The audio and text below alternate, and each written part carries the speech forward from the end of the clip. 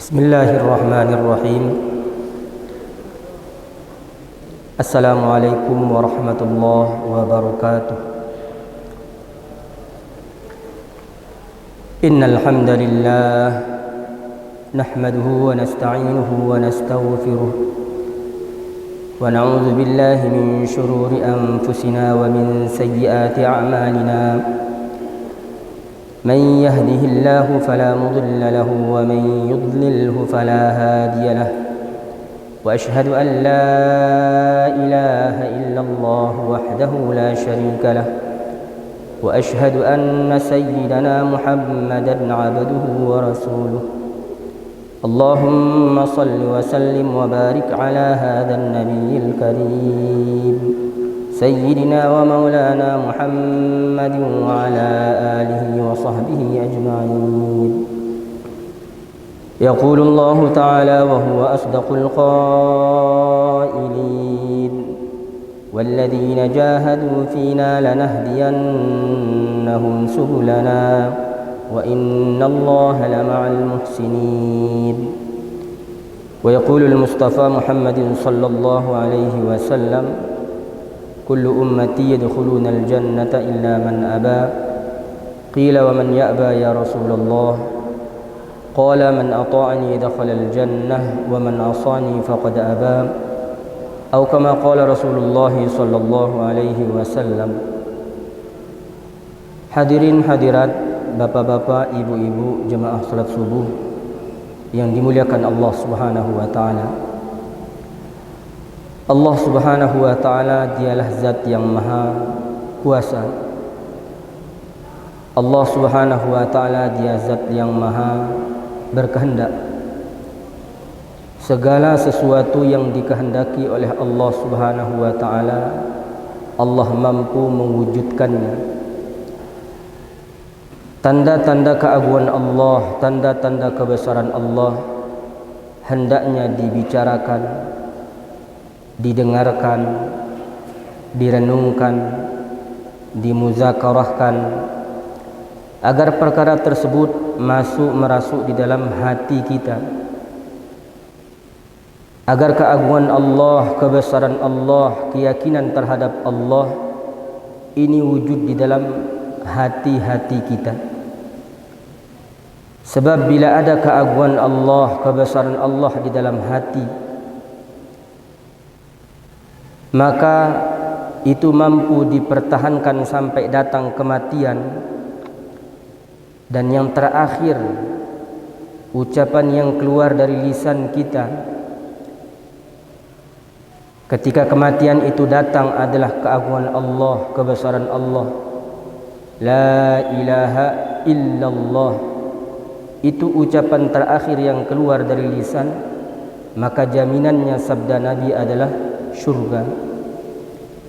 Man kana akhiru kalamihi la ilaha illallah dakhalal jannah. Barang siapa yang di akhir kehidupannya ucapan terakhirnya adalah kalimat la ilaha illallah, maka jaminannya adalah syurga. Namun ucapan itu tidak begitu mudah keluar. Sebagaimana waktu kita selesai, sebagaimana waktu kita sehat, sebagaimana waktu kita masih hidup. Namun ketika datangnya sakaratul maut, berbagai macam ujian, rasa berat untuk mengucapkan kalimat itu pasti akan diuji oleh Allah Subhanahu wa taala. Sejauh mana keyakinan kita terhadap la ilaha illallah? Sejauh manakah kita mampu mempertahankan innal ladzina qalu rabbuna Allah thumma istaqamu tatanazzalu alaihimul malaikatu alla takhafu wa la tahzanu wa abshiru bil jannati allati kuntum tu'adun. Sejauh manakah orang-orang yang istiqomah di dalam ucapannya dengan mengucapkan sesungguhnya Tuhan kami adalah Allah, dan ia istiqomah dalam hal itu. Istiqomah inilah yang diuji oleh Allah Subhanahu wa taala. Sejauh manakah keagungan Allah, kebesaran Allah ini merasuk di dalam hati sanubari kita. Mari kita lihat ketika azan berkumandang, apakah hati kita merasa connecting dengan panggilan tersebut? Apakah hati kita merasa terpanggil oleh panggilan muadzin? Allahu Akbar, Allahu Akbar. Maka disitulah kita lihat, dialah Allah Subhanahu wa ta'ala, zat yang maha agung, zat yang maha besar. Yang lainnya kecil, pekerjaan kecil, kantor kecil, sawah ladang kecil, pertanian kita kecil, perdagangan kita kecil, aktivitas kita kecil. Lisan mungkin mengucapkannya, tapi gerak-gerik tubuh kita, prakteknya ternyata tidak demikian hadirin. Masih belum tergerak hati kita untuk memenuhi panggilan tersebut. Itu maknanya bahwasanya masih ada ghairullah, selain Allah, bercokol di dalam hati sanubari kita. Tatkala tidak adanya rasa terpanggil hati kita memenuhi panggilan azan tersebut. Maka ini perlu kita tata kembali, muhasabah kembali hati kita, bahwasanya Allah Subhanahu wa ta'ala, dia zat yang menciptakan langit, dia zat yang menciptakan bumi, dia zat yang menghiasi langit dengan berbagai macam makhluk yang ada di langit, seperti bulan, bintang, matahari, meteor-meteor yang lainnya. Juga zat yang menciptakan bumi, menghamparkannya, menghiasi bumi dengan berbagai macam makhluknya. Ada lautan, ada sungai-sungai, ada jalan-jalan yang terbentang, ada tumbuh-tumbuhan, ada pohon-pohonan, ada berbagai macam hewan-hewan. Itu semua adalah merupakan makhluk ciptaan Allah, sekaligus tanda keagungan Allah, kebesaran Allah.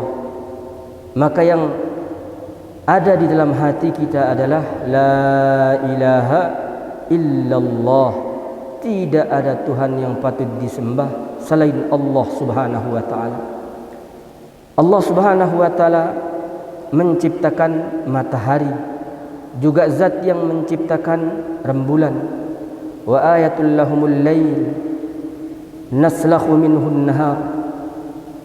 Sesungguhnya di dalam tanda-tanda keagungan Allah yang menciptakan malam, kemudian memasukkan malam ke dalam siang.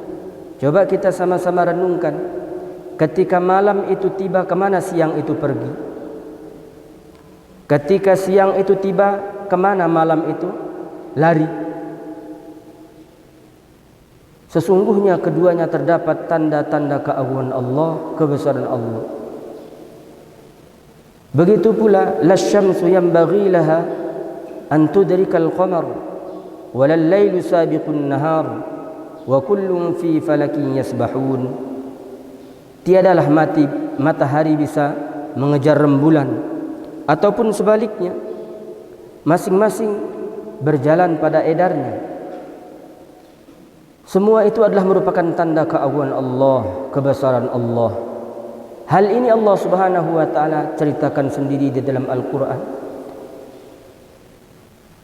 Allah Subhanahu wa ta'ala ungkapkan sendiri bagaimana agungnya Allah, bagaimana hebatnya Allah Subhanahu wa ta'ala.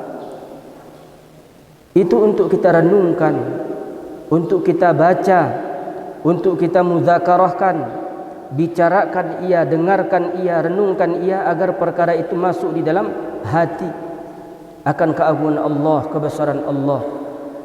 Maka Bapak Ibu hadirin hadirat yang dirahmati Allah, terkait dengan perkara tersebut, pada hari ini, hari Kamis, nanti menjelang zuhur, akan terdapat satu fenomena di mana akan terjadi gerhana matahari yang disebut dengan kusufus syams, dari kaf, sin, waw, fa. Kusuf lisyams itu gerhana untuk matahari. Kemudian kalau untuk bulan disebut dengan khusuf, kha, sin, waw, fa, khusuful qamar. Maka Nabi kita Muhammad sallallahu alaihi wasallam mensunnahkan ketika terjadi salah satu di antara keduanya, antara khusufus syams atau khusuful qamar, disunnahkan untuk melaksanakan solat yang disebut dengan solat khusuf. Untuk gerhana matahari disebut dengan solat khusuf untuk gerhana bulan. Pernah terjadi hal ini di zaman Nabi sallallahu alaihi wasallam, dan kejadian itu sangat-sangat bertepatan dengan apa?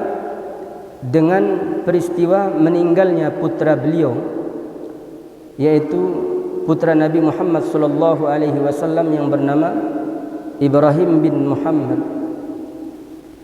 Maka ketika itu terjadilah fenomena ini, gerhana matahari, sehingga banyak yang menyangka sebab meninggalnya putra Muhammad maka terjadilah gerhana ini. Itulah yang menjadi buah bibir, pembicaraan dari mulut ke mulut, dari telinga ke telinga. Ini terjadi, kejadian ini disebabkan karena anaknya Muhammad meninggal dunia. Ibrahim bin Muhammad wafat. Banyak yang menisbatkan akan hal itu kepada kematian seseorang di zaman itu. Maka Nabi SAW keluar dari biliknya menuju ke masjid dan mendirikan solat bersama dengan sahabat-sahabatnya. Dan di situ pula dihadiri oleh Aisyah radhiyallahu taala anha yang mengikutinya. Ini maknanya bahwasanya syariat melaksanakan solat sunnah khusuf itu boleh diikuti oleh para ibu-ibu, boleh diikuti oleh para wanita. Karena Asma binti Abu Bakr Siddiq radhiyallahu taala anhu pada waktu itu datang ke tempat Aisyah radhiyallahu taala anha, maka ia bertanya, apa yang dilakukan oleh manusia wahai Aisyah? Kenapa semua berdiri lama, berdiri panjang? Kemudian Aisyah radhiyallahu taala anha memberikan isyarat dengan tangannya menuju ke langit. Ditengoknya matahari sedang gerhana. Kemudian apa yang dilakukan oleh manusia? Salat. Dan itulah yang disunnahkan oleh junjungan Nabi besar Muhammad sallallahu alaihi wasallam. Dan salat yang dilaksanakan pada waktu itu begitu panjang. Rakaat pertamanya, karena salat itu disyariatkan 2 rakaat saja, yang masing-masing rakaatnya terdapat qiyamani, 2 berdiri. Maknanya kalau ada 2 berdiri di dalam 1 rakaat, berarti ada jeda yang disebut dengan ruku'ani, ada 2 ruku'. Maka syariatnya adalah melaksanakan 2 rakaat salat sunnat khusuf ataupun khusuf dengan kaifiat yang sama, 2 rakaat yang masing-masing rakaatnya ada 2 berdiri dan ada 2 ruku'. Maka di pagi hari ini sedikit kami jelaskan tentang hal yang berkaitan dengan solat khusuf, solat khusuf. Solat ini di dalam fikih Syafi'iyah menyebutkan bahwasanya hukumnya adalah sunnah muakkadah. Sunnah muakkadah, sunnat yang ditekankan, sunnat yang diberatkan. Hukum daripada salat sunnah khusuf ataupun khusuf. Salat ini adalah salat yang sunnah, dan salat sunnah yang disunnahkan dengan berjamaah, ya. Salat sunnah yang disunnahkan dengan berjamaah. Apakah boleh melakukannya sendiri? Boleh. Boleh dilakukan sendiri. Tapi afdaliyatnya adalah Nabi SAW melaksanakannya dengan berjamaah. Dan salat sunnah ini waktunya adalah saat matahari itu terjadi gerhana sampai inkasyafa, sampai matahari itu kembali normal. Gerhananya pergi, kembali ia muncul sebagaimana biasa, normal sebagaimana biasa. Maka Nabi SAW mengerjakannya bersama dengan para sahabat. Dilakukan dengan 2 rakaat. Maka rakaat pertama Nabi SAW setelah takbir, kemudian setelah iftitah membaca Al-Fatihah, kemudian setelah itu Nabi SAW membaca surat yang panjang, yang di dalam riwayat menjelaskan panjangnya surat yang dibaca Nabi itu seolah-olah seperti panjangnya membaca surat Al-Baqarah. Suratul Baqarah terdiri daripada 2 juz setengah kurang lebih. Kemudian Nabi SAW ruku, dan setelah itu ruku Nabi bangun untuk i'tidal, kemudian kembali membaca suratul Fatihah.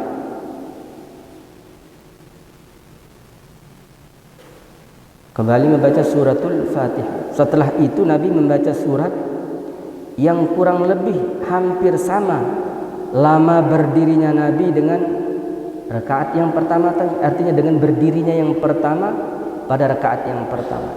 Hampir sama. Kurang lebih kata ulama 200 ayat dibaca pada berdiri dari ruku yang pertama. Kemudian setelah itu Nabi ruku lagi. Kemudian setelah itu sujud. Kemudian sujud 2 kali, berdiri lagi. Nabi berdiri membaca suratul Fatihah. Setelah membaca suratul Fatihah, Nabi SAW membaca surat yang panjang juga. Kalaulah pada berdiri yang pertama seperti membaca suratul Baqarah, berdiri yang kedua kurang lebih seperti membaca 200 ayat, maka di dalam yang ketiga ini seperti membaca 150 ayat. Kemudian setelah itu Nabi ruku. Kemudian setelah itu i'tidal dan membaca suratul Fatihah lagi, kemudian membaca kurang lebih 100 ayat. Panjang. Kemudian setelah itu Nabi ruku, kemudian i'tidal dan sujud. Rakaat kedua sama persis dilakukan sebagaimana rakaat pertama. Itu kurang lebih kaifiat dari melaksanakan daripada salat khusufus syams atau khusuful qamar. Kemudian setelah melaksanakan daripada salat, Nabi SAW berdiri ke mimbar kemudian berkhutbah. Maka di dalam khutbah Nabi SAW menjelaskan, menepis akan keyakinan-keyakinan nisbat-nisbat yang salah pada diri manusia di saat itu. Inna syamsa wal qamara ayatan min ayatillah. Sesungguhnya matahari, bulan adalah 2 ayat dari tanda-tanda ayat Allah, tanda-tanda keagungan Allah, tanda-tanda kebesaran Allah Subhanahu wa ta'ala. Dan ia tidak akan terjadi gerhana disebabkan karena la yankhasifani li mauti ahadin aw li hayatih. Dia terjadi gerhana ataupun tidak, itu bukan disebabkan karena kematian seseorang atau kelahiran seseorang. Sesungguhnya terjadinya perkara tersebut atas kuasa dan kehendak Allah Subhanahu wa ta'ala. Bila Allah Subhanahu wa ta'ala kehendaki terjadi, terjadi ia. Bila Allah Subhanahu wa taala kehendaki untuk tidak terjadi, maka tidak terjadi gerhana. Itu semua adalah atas kuasa dan kehendak Allah Subhanahu wa taala. Tidak dinisbatkan kepada perkara-perkara yang lain. Tidak dinisbatkan kepada kematian seseorang.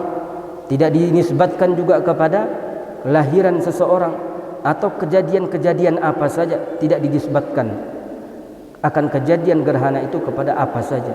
Melainkan itu adalah merupakan tanda keagungan Allah, kekuasaan Allah Subhanahu wa taala. Hanya saja Nabi sallallahu alaihi wasallam menyampaikan hal itu dengan khutbahnya yang panjang, dan di antara isi khutbah Nabi itu adalah sesungguhnya Allah Subhanahu wa taala adalah tidak ada yang lebih marah, yang lebih murka, yang lebih cemburu daripada Allah ketika melihat hambanya melakukan satu perbuatan dosa, yaitu dosa zina.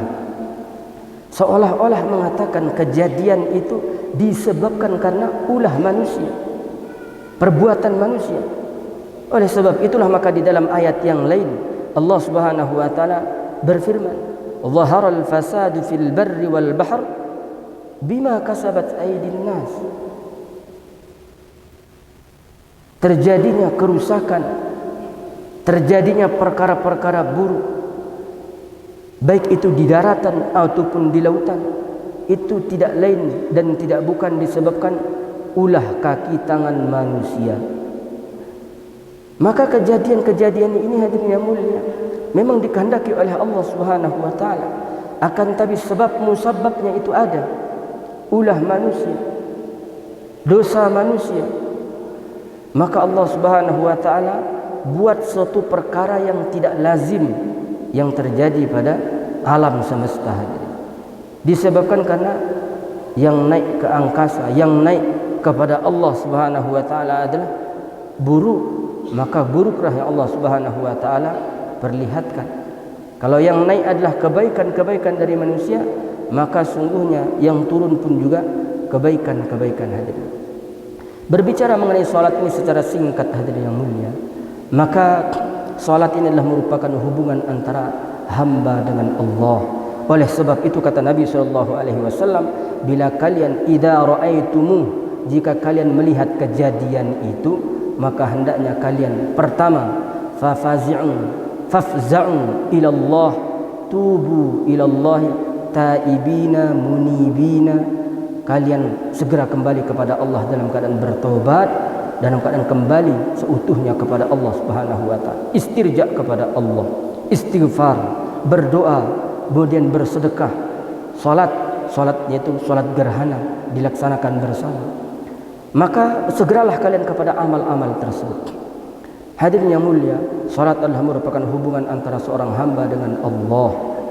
Maka istihdar, hadirkanlah keagungan Allah di dalam salat kita. Di dalam salat kita, mulai daripada takbirnya, maka kita agungkan Allah, Allahu Akbar.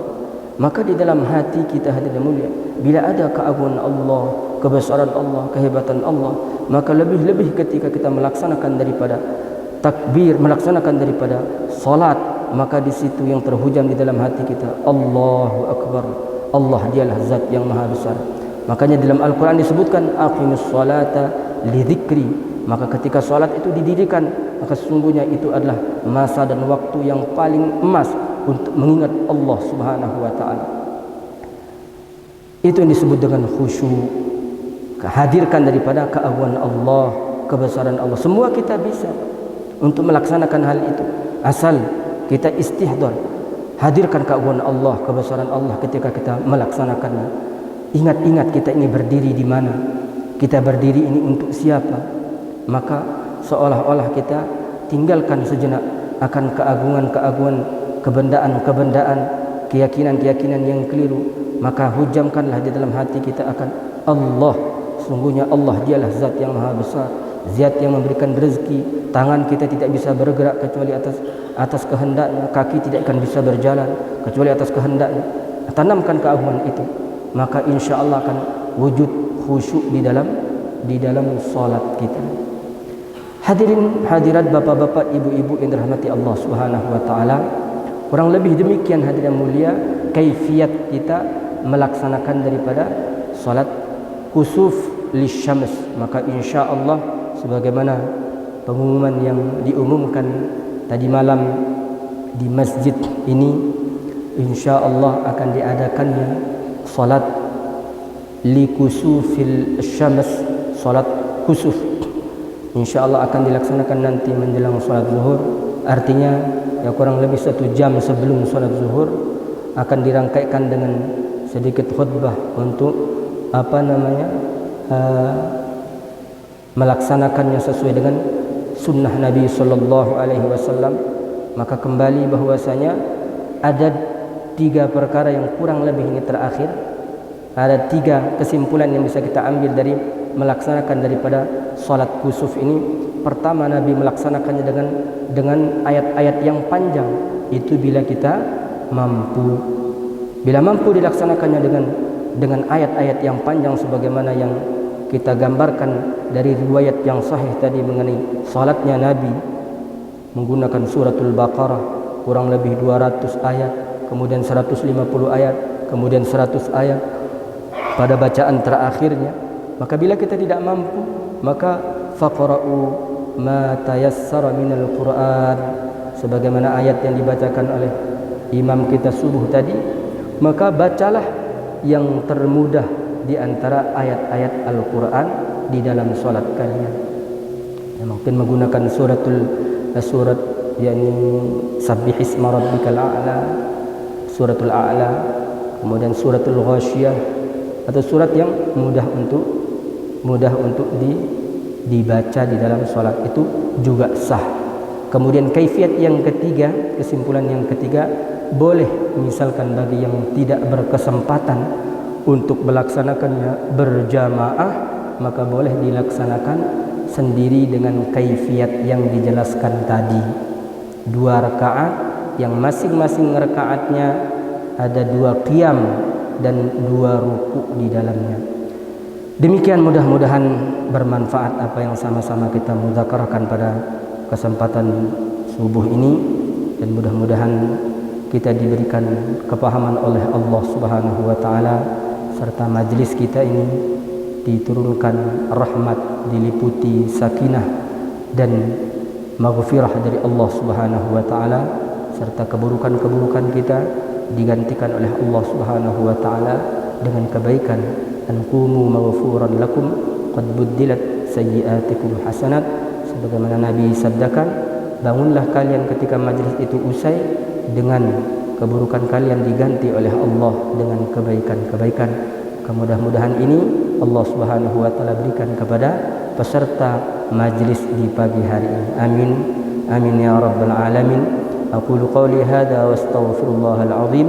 Subhanakallahumma wa bihamdika asyhadu an la ilaha illa anta astaghfiruka wa atubu ilaik. Wassalamu alaikum warahmatullahi wabarakatuh.